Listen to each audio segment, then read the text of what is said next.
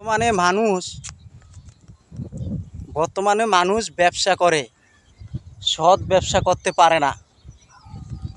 তারা ব্যবসার ভিতরে 100-র ভিতরে 90% মিথ্যা কথা বলে।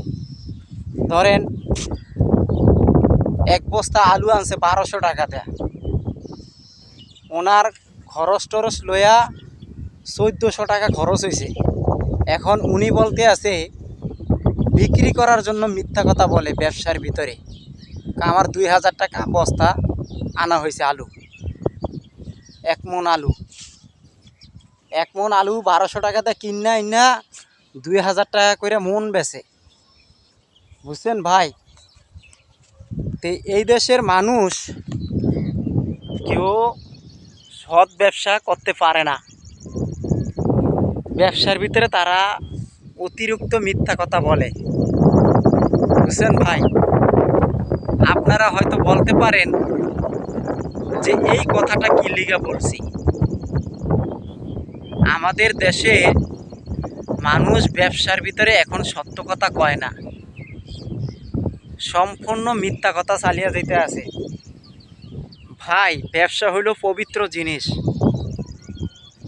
আপনি যদি ব্যবসা হালালভাবে চালাইতে পারেন, হালালভাবে ব্যবসা করতে পারেন, আপনার বরকত হবে। আপনার ব্যবসা বরকত হবে। দেখবেন আল্লাহ পাক আপনাকে কোনটা যে বরকত দিবে আপনি নিজে টের পাবেন না। তা আমি এই ভিডিওটা করছি, আমি গতকাল বাজারে গেছিলাম। বাজারে গিয়া এখন 5 কেজি আলু, 5 কেজি আটা এরকম করে আনবো। আনার পরে তখন আটা হইল আপনার এই যে যারা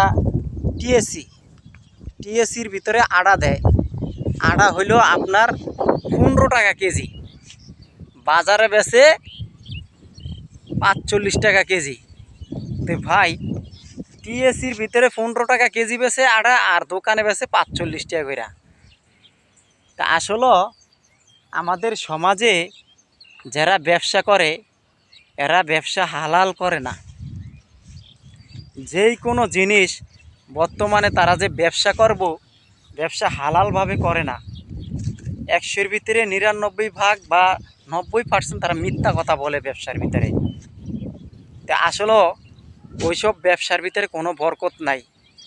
যারা মিথ্যা কথা বলবে ব্যবসার ভিতরে, ওইসব ব্যবসার ভিতরে কোনো হালাল হবে না, বরকত হবে না, এবং আল্লাহ পাক এক কান্দে না এক কান্দে নিয়ে যাবে। ভিডিওটা যদি ভালো লাগে একে অপরকে দেখার সুযোগ করে দিবেন। আল্লাহ হাফেজ।